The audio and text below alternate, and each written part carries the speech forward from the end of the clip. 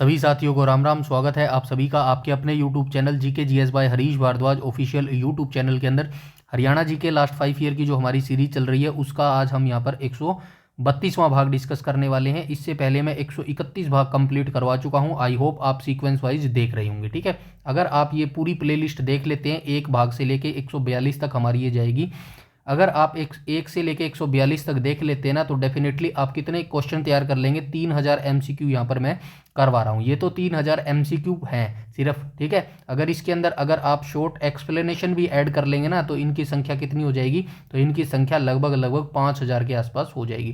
तो 5000 question Haryana GK के जो अगर आप तैयार कर लेंगे ना तो डेफिनेटली यहीं से आपको सारे क्वेश्चन देखने को मिल जाएंगे मेरे भाई। ठीक है, तो अच्छे से अपनी तैयारी करते रहो, कंसिस्टेंसी बनाए रखो। कंसिस्टेंसी वो चाबी है जो आपके हरियाणा पुलिस के ताले को खोल सकती है मेरे भाई। ठीक है, तो चलिए आज के वीडियो सेशन की हम शुरुआत कर लेते हैं क्वेश्चन नंबर फर्स्ट से। कोई भी अगर आपका डाउट क्वेरी सजेशन हो तो कमेंट सेक्शन में कमेंट करके बता सकते हैं। चलते हैं क्वेश्चन नंबर फर्स्ट में।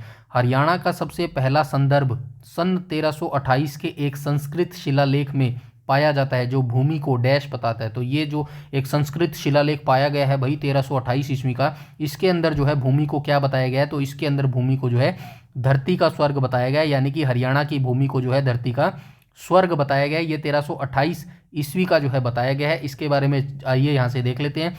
एक सन 1328 ईस्वी के संस्कृत शिलालेख से संबंधित है जो सुल्तान मोहम्मद बिन तुगलक के शासनकाल का है। इस शिलालेख में हरियाणा क्षेत्र को हरियाणा नाम से संबोधित किया गया है और इसकी प्रशंसा करते हुए धरती पर स्वर्ग या स्वर्ग जैसा उपजाऊ क्षेत्र जो है इसको बताया गया है। इस क्षेत्र की समृद्धि को जो है दर्शाता है मेरे भाई। ठीक है, इसकी डेट जरूर याद रखना, क्या पता आपको पूरा क्वेश्चन देख के बोल दे बताइए किस ईस्वी की या फिर किस तिथि का जो है ये शिलालेख बताया गया है। ठीक है, तो 1328 इसका जरूर याद रखना और भाषा भी याद रखना। संस्कृत शिलालेख है ये भाई। ठीक है, कहीं पर आपको का क्या पता वहां पर क्वेश्चन में चेंज कर दे, हिंदी शिलालेख दे दे या फिर जो है उर्दू शिलालेख दे दे, कोई भी शिलालेख दे दे तो यहाँ पे याद रखना संस्कृत ये शिलालेख से संबंधित है मेरे भाई। ठीक है, आगे चलते हैं क्वेश्चन नंबर सेकंड पर। क्वेश्चन नंबर सेकंड में क्या बोला गया है, तो क्वेश्चन नंबर सेकंड में बोला गया ब्रिटिश शासन के आगमन से ठीक पहले हरियाणा पर किसका शासन था। अभी पिछली वीडियोस में यानी कि जो हमने 131वां भाग डिस्कस किया था ना वहां पर मैं डिटेल से बता के आया था इस क्वेश्चन के बारे में। ठीक है, तो हरियाणा पर जो है किसका शासन होता था, ये जो है वैसे तो शासन मराठों का होता था हरियाणा पर। ठीक है, ब्रिटिश शासन के जो है आगमन से ठीक पहले हरियाणा पर जो है किसका शासन होता था ये हम बाद में बात करेंगे। तो क्वेश्चन नंबर सेकंड का जो है राइट ऑप्शन क्या हो जाएगा, क्वेश्चन नंबर सेकंड का जो है राइट ऑप्शन जो है ऑप्शन नंबर सी यहाँ पर जो है मुगल हो जाएगा। ठीक है, मराठों का तो शासन होता था 1750 के आसपास, लेकिन इनका क्या होता था कुछ क्षेत्रों पर जो है इनका शासन होता था। ठीक है, कुछ क्षेत्रों पर, क्षेत्र कैसे लिखेंगे ऐसे लिखेंगे, कुछ क्षेत्रों पर इनका शासन होता था। लेकिन वास्तविक जो शक्ति होती थी ना, वास्तविक जो शक्ति थी वो किसके हाथों में होती थी, मुगलों के ही हाथ में होती थी। मुगलों का जो युद्ध हुआ था उसके बाद जो है आपने 1857 की क्रांति को पढ़ा होगा। 1857 की क्रांति, यहाँ पे जो है जो मुगल बादशाह होते थे ना, मुगल बादशाह कौन से होते थे, बहादुर शाह जफर, जिसको द्वितीय भी बोलते हैं। जफर कैसे लिखेंगे ऐसे लिखेंगे, जफर द्वितीय लिखते हैं। ठीक है, इनको जो है 1857 के बाद जो है रंगून निर्वासित कर दिया गया था और वहीं पर जो है 1862 में इसकी मृत्यु भी हो गई थी मेरे भाई। ठीक है, तो ये आप याद रखना, मुगलों का जो है वास्तविक संस्थापन होता था अंग्रेजों से पहले। ठीक है ना, तो ये आप याद रखना, क्वेश्चन को आराम से पढ़ोगे ना तभी चीजें आपको समझ आएंगी। ठीक है ना, तो ये आप याद रखना, ब्रिटिश शासन के आगमन से ठीक पहले हरियाणा पर जो है किसका शासन होता था मेरे भाई। ठीक है, आई होप यहां तक सारी चीजें क्लियर हो गई होंगी। नेक्स्ट क्वेश्चन पर चलते हैं, क्वेश्चन नंबर 3 के ऊपर। क्वेश्चन नंबर 3 में क्या बोला गया है, तो क्वेश्चन नंबर 3 में बोला गया किस भारतीय राजा ने सन 606 में हूण विदेशी आक्रमणियों को हराकर थानेसर के जो है राजा बने थे। तो कौन राजा बने थे, तो आप सभी जानते हैं भाई हर्षवर्धन बना था। ऑप्शन नंबर सी यहाँ पर जो है बिल्कुल करेक्ट हो जाएगा। और हर्षवर्धन के बारे में भी हम डिटेल से पढ़ चुके हैं। आप सभी जानते हैं हर्षवर्धन ने जो है 606 से 647 तक जो है राज किया था। थानेसर जो है इनका जो है राजधानी होती थी और दूसरी राजधानी इन्होंने किसको बनाया था, दूसरी राजधानी जो है इन्होंने कन्नौज उत्तर प्रदेश को जो है बनाया था। इनके दरबारी कवि की बात करूँ तो बाण भट्ट जो है इनके दरबारी कवि होते थे। और जो है एक प्रसिद्ध यात्री इनके दरबार में आया था, कौन आया था, CU की, जिसने पुस्तक लिखी थी ना CU की। तो CU की पुस्तक आप सभी जानते हैं किसने लिखी थी, हुएन स्वांग के द्वारा जो है ये पुस्तक लिखी गई थी मेरे भाई, ठीक है, हुएन स्वांग के द्वारा जो है ये पुस्तक लिखी गई थी, ठीक है। आगे चलते हैं क्वेश्चन नंबर, इनके बारे में भी याद रख लेना, ये हेमचंद्र विक्रमादित्य कौन है भाई, ये अंतिम हिंदू सम्राट था मेरे भाई, ठीक है, अंतिम हिंदू सम्राट था,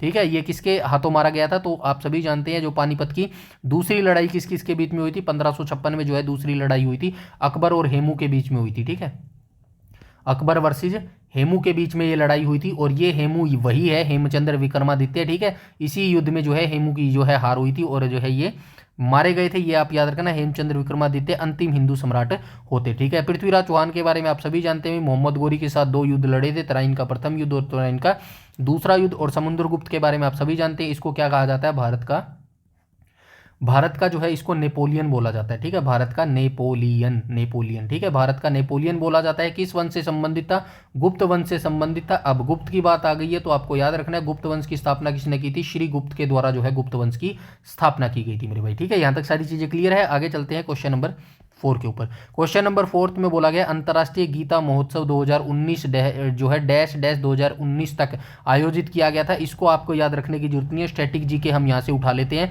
और वर्तमान लेटेस्ट डाटा देखेंगे 2025 वाला, ठीक है। यहाँ पे आपको इससे रिलेटेड सारी चीजें याद रखनी है, गीता महोत्सव थे, ठीक है। तो कुरुक्षेत्र विकास बोर्ड सबसे पहले आपको याद रखना है, इसकी स्थापना कब हुई थी, 1 अगस्त 1968 को इसकी स्थापना हुई थी। गीता महोत्सव को पहली बार शुरुआत कब हुई थी, राज्य स्तर पर 1989 में इसकी पहली बार शुरुआत हुई थी। अंतर्राष्ट्रीय स्तर पर पहली बार आयोजन 2016 में किया गया था। कुरुक्षेत्र विकास बोर्ड के पहले अध्यक्ष की बात करूं तो गुलजारी लाल नंदा होते थे, और कुरुक्षेत्र विकास बोर्ड के वर्तमान अध्यक्ष 2026 की बात करूं तो प्रोफेसर आसिम कुमार घोष हो जाएंगे, ठीक है। नवीनतम महोत्सव की बात करूं तो दिसंबर 2025 में जो है नवीनतम महोत्सव आयोजित किया गया था। अब जब दिसंबर 2026 आएगा तब तक काफ़ी लेट हो गया होगा और आपका रिटन एग्जामिनेशन हो चुका होगा, इसीलिए आप इसको जरूर याद रखना। महोत्सव कुरुक्षेत्र ये जरूर याद रखना, नवीनतम जो महोत्सव है ना दिसंबर 2025 में कहाँ आयोजित किया गया था, सबसे पहले आप याद रखना 10वें नंबर का ये अंतर्राष्ट्रीय गीता महोत्सव कुरुक्षेत्र ब्रह्म सरोवर में जो है आयोजित किया गया था। और मुख्य कार्यकारी अधिकारी यानी कि चीफ एग्जीक्यूटिव ऑफिसर इसके कौन है, पंकज कुमार HCS हो जाएंगे। ये सारी डिटेल आप याद रखेंगे गीता महोत्सव के बारे में, ठीक है। समझ गए सारी चीजें, आई होप समझ गए होंगे। चलते हैं क्वेश्चन नंबर 5 के ऊपर। क्वेश्चन नंबर 5 में क्या बोला गया, क्वेश्चन नंबर 5 में बोला गया हरियाणा की पैरा एथलीट दीपा मलिक ने एशियन पैरा गेम्स 2018 में 2 कांस्य पदक जीते थे। उन्होंने डैश और डैश पदक जीते थे। ये काफी पुराना करंट अफेयर है, यहाँ से आपको स्टैटिक जीके याद रखनी है। क्या है स्टैटिक जीके याद रखनी है, दीपा मलिक के बारे में आपको पता होना चाहिए भाई। दीपा मलिक जो है कहाँ की रहने वाली है, सबसे पहले आपको याद रखना है कहाँ की रहने वाली है, भैंसवाल जो है, भैंसवाल सोनीपत की ये रहने वाली है, ठीक है, भैंसवाल सोनीपत की ये रहने वाली है। साथ में इनका जन्म आपको याद रखना है 1970 में जो है इनका जन्म हुआ था, ठीक है। ये स्टैटिक जीके आपको याद रखनी है, बाकी यहाँ पे लिख दिया है, इसको आप पढ़ लीजिएगा, ठीक है। नेक्स्ट क्वेश्चन, और ये पैरा एथलीट है, याद रखना भाई, ठीक है ना, ये पैरा एथलेटिक है भाई, याद रखना। उसके बाद चलते हैं क्वेश्चन नंबर 6 पर।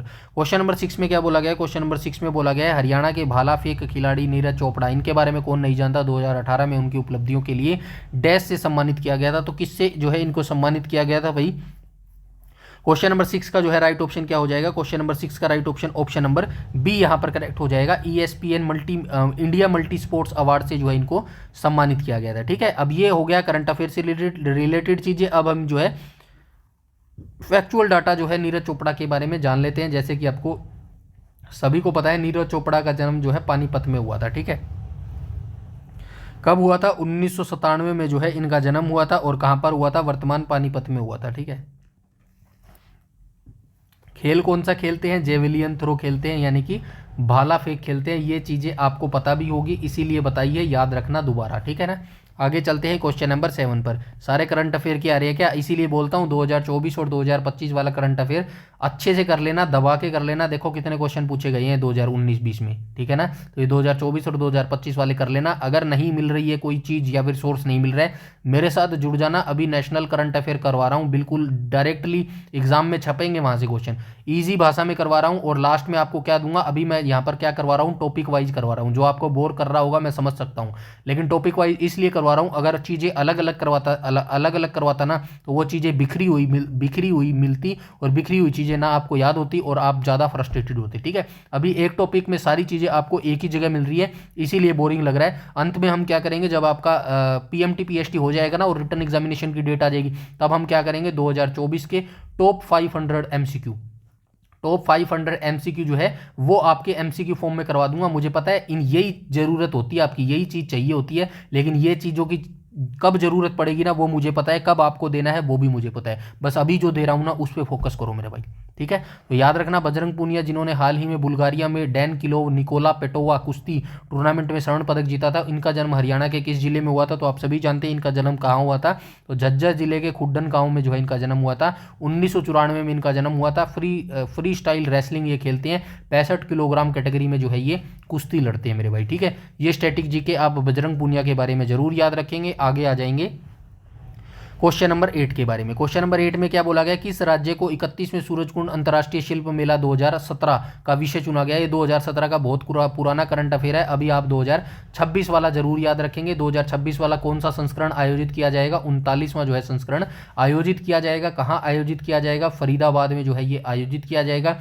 2 राज्यों को जो है थीम राज्य बनाया गया है। किस किस को बनाया गया है आइए नीचे दिखा देता हूँ। मेघालय और किसको बनाया गया है? उत्तर प्रदेश को बनाया गया है, ठीक है। यहाँ पे देख रहे हैं ना, बाकी सारी डिटेल आई होप आपने पढ़ी होगी और पढ़ भी लेना अच्छे से, ठीक है। पहली बार 1987 में बनाया गया था और जो है अंतर्राष्ट्रीय स्तर का दर्जा 2013 में मिला था। ये जरूर याद रखना, करंट अफेयर से रिलेटेड है, डेफिनेटली पूछा जाएगा। 2026 का जो मेला है सूरजकुंड मेला, कौन सा नंबर का एडिशन है? 39वां संस्करण है, ठीक है। थीम राज्य 2 है, 2 बनाए गए हैं, उत्तर प्रदेश और मेघालय को बनाए गए, ये जरूर याद रखना। भागीदार राष्ट्र कौन है? मिस्र है। और ऐतिहासिक संदर्भ याद रखना, सूरजकुंड झील का निर्माण सूरजपाल ने 10वीं शताब्दी में किया था। तोमर वंश के ये राजा होते थे मेरे भाई, ठीक है। यहाँ तक सारी चीजें क्लियर है। चलिए चलते हैं नेक्स्ट क्वेश्चन, क्वेश्चन नंबर 9 पर। क्वेश्चन नंबर 9 में क्या बोला गया भाई? क्वेश्चन नंबर 9 में बोला गया हरियाणा में एक लड़की के परिवार के लिए उसे घी, गोंद, लड्डू और सूखे फल उपहार देने का रिवाज है जब वह माँ बनती है, ठीक है।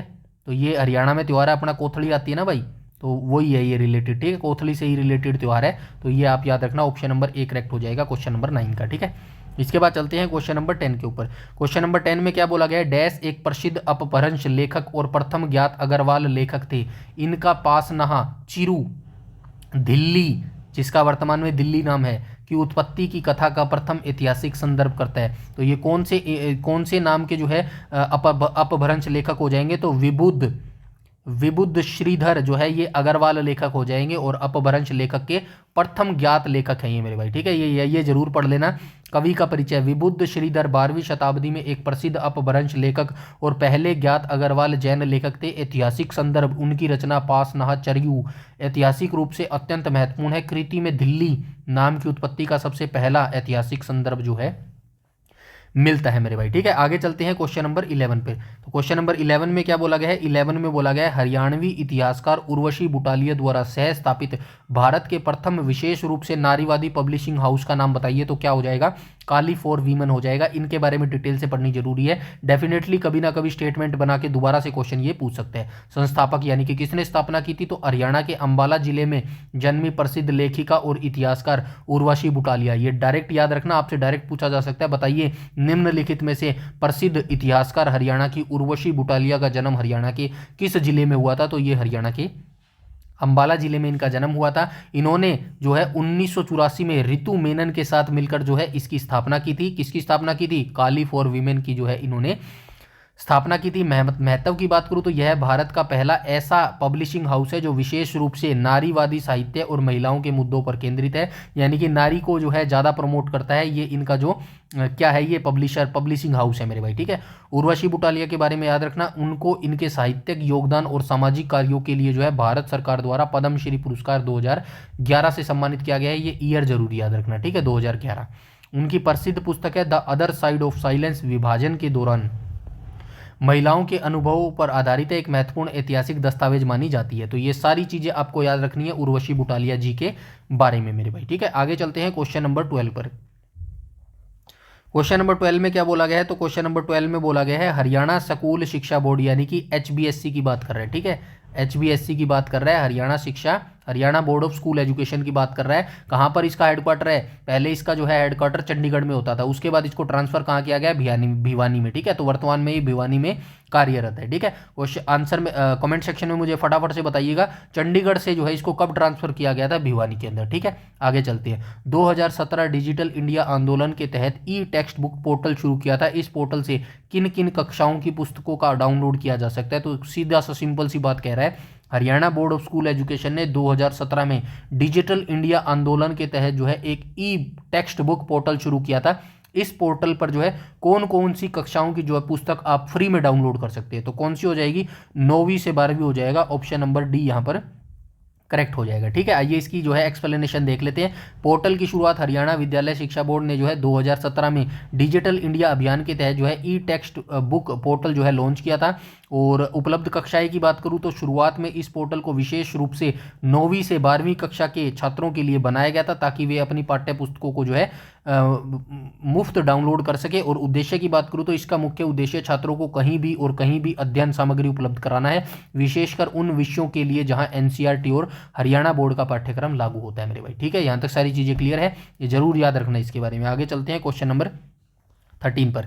13 में क्या बोला गया, हरियाणा राज्य की स्थापना आप सभी जानते हैं कहां पर गया, 1 नवंबर, ये तो नहीं होगा, ऑप्शन नंबर डी यहां पर करेक्ट हो जाएगा, ऑप्शन नंबर डी। ठीक है, 1 नवंबर 1966 को हरियाणा का 17वें राज्य के रूप में हुआ था। 18वां संवैधानिक संशोधन किया गया था मेरे भाई। ठीक है, हुकुम सिंह समिति के सिफारिश पर जो है इसको बनाया गया था, जेसी शाह आयोग के द्वारा जो है सीमा निर्धारण किया गया था मेरे भाई। ठीक है, यहां तक सारी चीजें क्लियर है, आई होप क्लियर होगी। चलते हैं नेक्स्ट क्वेश्चन, क्वेश्चन नंबर 14 पर। 14 में क्या बोला गया, भारत हरियाणा राज्य की भौगोलिक स्थिति है। तो भाई जो हरियाणा है ना, वो भारत की किस सिचुएशन के अंदर जो है फिट बैठता है, यानी कि हरियाणा की सिचुएशन पूछी गई है भारत के कॉन्टेक्स्ट में, तो क्या हो जाएगी, उत्तर पश्चिम हो जाएगा, ऑप्शन नंबर सी यहाँ पर जो है बिल्कुल करेक्ट हो जाएगा। तो हरियाणा जो है ना भारत की, ये आप नक्शा तो देखा होगा, ना, तो हरियाणा कहाँ पर अवस्थित है, उत्तर पश्चिम में, यानी कि इस डायरेक्शन में जो है हरियाणा अवस्थित है भारत के। ठीक है, आइए अब डिटेल से देख लेते हैं। यहाँ पे क्या लिखा गया है, भौगोलिक स्थिति, भारत के मानचित्र पर हरियाणा राज्य की स्थिति उत्तरी पश्चिमी भाग में है। ठीक है, अब इसकी अक्षांश और देशांतर भाग भी आपको याद रखना भाई। ठीक है ना,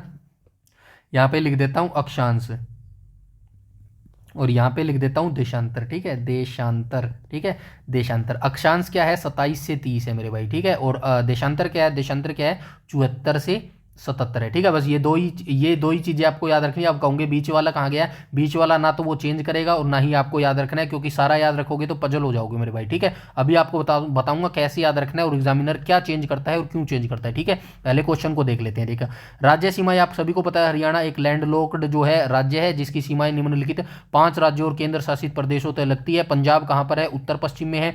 हरियाणा की बात करी गई है भैया। ठीक है, तो हिमाचल प्रदेश हरियाणा के कहाँ पर है, उत्तर पूर्व में है। राजस्थान हरियाणा के दक्षिण और दक्षिण पश्चिम में है। उत्तर प्रदेश हरियाणा के पूर्व में है। उत्तराखंड हरियाणा के उत्तर पूर्व में है। और दिल्ली जो है हरियाणा के पूर्व में है। और चंडीगढ़ हरियाणा के उत्तर दिशा में। ये सारी चीजें आपको पता भी होगी। अब देखो यहाँ पे अक्षांश और देशांतर मैंने लिख दिया है, क्या चीज है यहाँ पे देखो, हरियाणा का जो है ये 27 डिग्री 39 मिनट जो है उत्तरी अक्षांश है और 30 डिग्री 35 जो है ये उत्तरी अक्षांश है। ठीक है, उसके बाद से है ये। ठीक है, और देशांतर की बात करूँ तो 74 डिग्री 28 मिनट पूर्वी देशांतर से 27 डिग्री 36 मिनट जो है पूर्वी देशांतर है। ठीक है, एग्जामिनर क्या चेंज करता है वो भी बता देता हूँ। एग्जामिनर सिर्फ या तो ये चेंज करेगा या ये चेंज करेगा, या ये चेंज करेगा या ये चेंज करेगा, या फिर वो चेंज करेगा उत्तरी अक्षांश को दक्षिणी अक्षांश लिख देगा, या फिर पूर्वी देशांतर को जो है पश्चिमी देशांतर लिख देगा। यही चेंज करेगा, सिर्फ ये चीज चेंज करेगा, मैंने आपको बता दी है। ठीक है, पूरा आपको याद रखने की जरूरत नहीं है, 27 39 30 35। ठीक है, बस 2 चीज याद रखने ना, 27 से 30, 74 से 77। ठीक है, 74 से 77 कितना कितना गैप है, 3 का गैप है, बस ऐसे याद रखना। 27 से 30 3 का गैप है, 74 से 77 3 का गैप है, मैंने भी ऐसे ही याद रख रखा है मेरे भाई। ठीक है, तो 3 का गैप है, बाकी चीजें अपने आप मैच हो जाएंगी। और ये याद रख लेना, उत्तरी अक्षांश से उत्तरी अक्षांश है और ये पूर्वी देशांतर से पूर्वी देशांतर है। बस यहीं पर चेंज करेगा, थोड़ा सा पेशेंस और थोड़ा सा यकीन रखना सीखिएगा मेरे ऊपर। ठीक है ना, जो बता रहा हूँ एग्जैक्ट ऐसी ही चीजें हैं। ठीक है ना, चलिए आगे चलते हैं क्वेश्चन नंबर 15 पर। क्वेश्चन नंबर 15 में क्या बोला गया, मोरनी पहाड़ी सीमा में स्थित राज्य की सबसे ऊंची चोटी है। मतलब कहने का मतलब इसका यह है, जो मोरनी की पहाड़ी है ना हरियाणा की, वो राज्य की सबसे ऊंची चोटी है। वहां पर सबसे ऊंची चोटी है करोह की चोटी। अनुमानित इसकी जो है हाइट पूछी है, कितनी है, 1467 मीटर है। ठीक है, 1467 मीटर है, तो ये देख लो, नियर बाय 1500 जो है इसका राइट ऑप्शन हो जाएगा मेरे भाई। ठीक है, मोरनी हिल्स के अंदर है ये, ऊपर लिखा भी है मोरनी हिल्स। और मोरनी हिल्स कहाँ पर अवस्थित है, तो मोरनी हिल्स हरियाणा के पंचकुला जिले में अवस्थित है मेरे भाई। ठीक है, पंचकुला जिले में ये अवस्थित हो जाएगी। ठीक है, अरावली के बारे में बहुत बार बता चुका हूँ, आई होप आपको पता भी होगा। क्वेश्चन नंबर 16 को देख लेते हैं। 16 में क्या बोला गया है, हरियाणा सरकार द्वारा उद्यानिकी को बढ़ावा देने के लिए झज्जर जिले के सोंधी गांव में स्थापित उत्कृष्टता केंद्र में डैश का उपयोग किया जाता है। तो किसका उपयोग किया जाता है, ट्रीटेड सीवेज पानी का जो है उपयोग किया जाता है। ये एवरीथिंग आपको याद रखना जरूरी है। उत्कृष्टता केंद्र झज्जर जिले के सोंधी गांव में हरियाणा सरकार ने इंडो इजराइल सहयोग से सूक्ष्म सिंचाई बागवानी के लिए उत्कृष्ट केंद्र स्थापित किया है। विशेषता की बात करूं तो इस केंद्र की सबसे बड़ी विशेषता यह है कि खेती और सिंचाई के लिए उपचारित सीवेज यानी कि ट्रीटेड सीवेज वाटर का जो है उपयोग किया जाता है। उद्देश्य की बात करूं तो इस परियोजना का मुख्य उद्देश्य लक्ष्य यानी कि जल संरक्षण को बढ़ावा देना है और अनुपयोगी अपशिष्ट जल को कृषि के लिए सुरक्षित रूप से पुनर्चक्रित यानी कि रिसाइकल जो है करना है मेरे भाई। ठीक है, इस योजना के बारे में पूरी बातें अच्छे से याद रखना। स्टेटमेंट बेस भी ये क्वेश्चन बना के दे सकता है मेरे भाई। ठीक है, आगे चलते हैं। क्वेश्चन नंबर 17 में क्या बोला गया है, घग्गर यमुना मैदान को 2 भागों में बांटा गया है। ऊंचे भाग को बांगर कहते हैं, निचले भाग को खादर कहते हैं। कहा गया खादर, ढूंढो। ऑप्शन नंबर डी यहाँ पर जो है बिल्कुल करेक्ट हो गया। ठीक है, यहाँ से स्टैटिक इन्फॉर्मेशन भी मिल रही है आपको। ठीक है ना, याद रखना।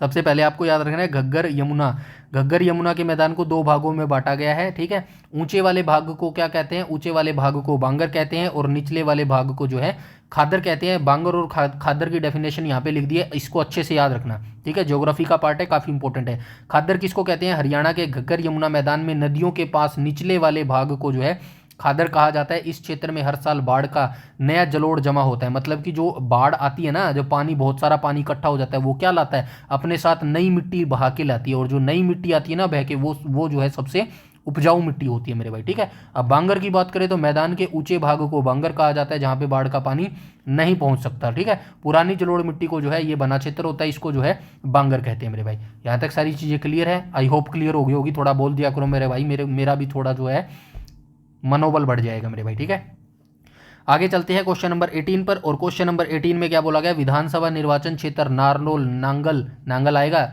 नांगल चौधरी या नंगल चौधरी और अटेली जिले डैश जिले के भाग है। तो ये विधानसभा क्षेत्र पूछा गया है भाई। ठीक है, तो ये किसका हो जाएगा, क्वेश्चन नंबर 18 का राइट ऑप्शन नंबर बी हो जाएगा। महेंद्र जिले के जो है निर्वाचन क्षेत्र हो जाएंगे। इसीलिए बोलता हूँ सारे निर्वाचन क्षेत्र आपको याद रखने। जैसे पिछली वीडियो में हमने देखा था ना, पंचकुला में कितनी सीट है, पंचकुला में 2 विधानसभा सीट है। चरखी दादरी में कितनी विधानसभा सीट है, चरखी दादरी आएगा ना यहाँ पे, चरखी दादरी में कितनी विधानसभा सीट है, 2 विधानसभा सीट है। हिसार में सबसे ज्यादा है, कितनी विधानसभा सीट है, 7 विधानसभा सीट है। अब इन सभी के विधानसभा क्षेत्र एक बार प्लीज आंखों के आगे से निकाल लेना, एक बार दिमाग को जो है बता देना कि ये विधानसभा क्षेत्र जो है किस किस सीटों के अंतर्गत आते हैं। ठीक है, अब जाहिर सी बात है, इसने यहाँ पे पूछा ना, नारनौल हो गया, नंगल हो गया, अटेली हो गया। वैसे नारनौल से तो आपको पता चल ही गया होगा, महेंद्र ऑप्शन होगा, लेकिन काफी जिले ऐसे हैं जो नहीं पहचान पाओगे। ठीक है, एक बार आप निकाल लेना आंखों के आगे से। ठीक है, वैसे मैंने महेंद्रगढ़ के यहाँ पे लिख दिए, 4 विधानसभा निर्वाचन क्षेत्र हैं। अटेली हो गया, महेंद्रगढ़ हो गया, नारनौल हो गया और नांगल चौधरी हो गया मेरे भाई। ठीक है,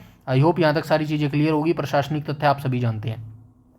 इसके बाद चलते हैं क्वेश्चन नंबर 19 पर। क्वेश्चन नंबर 19 में क्या बोला गया, हरियाणा सरकार डैश योजना के तहत प्राथमिक और माध्यमिक स्वास्थ्य सेवा केंद्र में निःशुल्क दवाएं, निदान और उपचार सुविधाएं जो है प्रदान करती है। तो ये क्या हो जाएगा, मुख्यमंत्री मुफ्त इलाज योजना जो है इसका राइट ऑप्शन हो जाएगा। ठीक है, तो ये आज के हमारे जो है टॉप, अच्छा ये देख लेना भाई, यहाँ पे इसका लिख दिया मैंने, योजना का नाम है देखो, हरियाणा सरकार के स्वास्थ्य विभाग द्वारा मुख्यमंत्री मुफ्त इलाज योजना जो है संचालित की जाती है।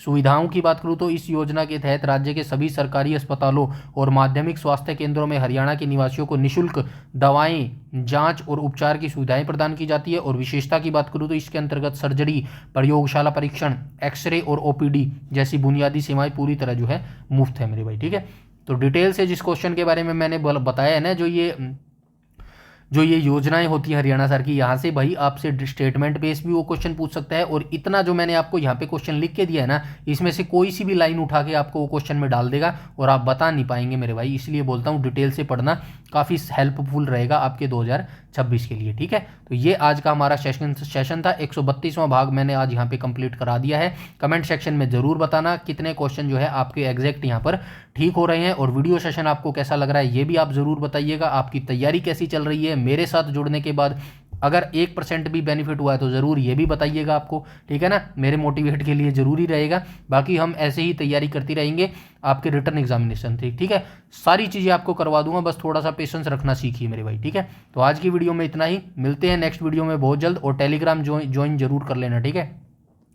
टेलीग्राम चैनल ज्वाइन जरूर कर लेना, क्योंकि सारी पीडीएफ जो है वो टेलीग्राम पर ही प्रोवाइड करवाई जाती है मेरे भाई, ठीक है। इस वीडियो में इतना ही, तब तक के लिए धन्यवाद।